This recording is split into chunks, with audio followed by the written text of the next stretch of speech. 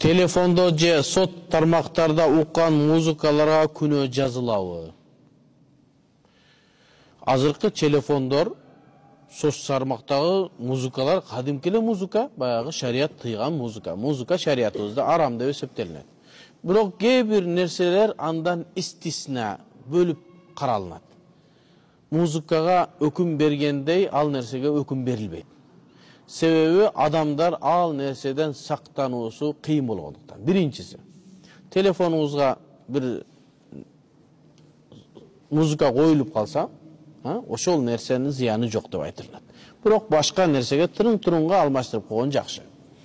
Анан радио угуп атсаңыз, жаңылыктардын арасына коюп ийилген музыкалардан адам сактануусу кыйын. Бул нерселерге дагы күнөөкөр болбойт. Телевизордо дагы ошондой болуп калган нерселер болсо, ага сактануу кыйын. Же болсо утуруп өчүрө каласың, кайра жандыра кал, кыйын да адамдарга. Андан сактануу бир аз кыйын. Анан гиминге зарылчылык үчүн уруксат берилсе, мамлекет тарабынан гиминди укканга же болбосо гимин болгондо турганга биз буйрулганбыз да, мындайча айтканда. Ошого зарылчылык үчүн ушул нерселерге уруксат берип, калган нерселер арам деп эсептелет. Эмгебиктер кыйкырып чыкпасын эми эртеңчи. Кантип гиминди дейсиң да, сен чыгып кыйын болсоң айт. Гиминди угуш арам деп ачык. Мында мага окшоп. Анан кийин сүйлөшөбүз. Аллахым разы болсун.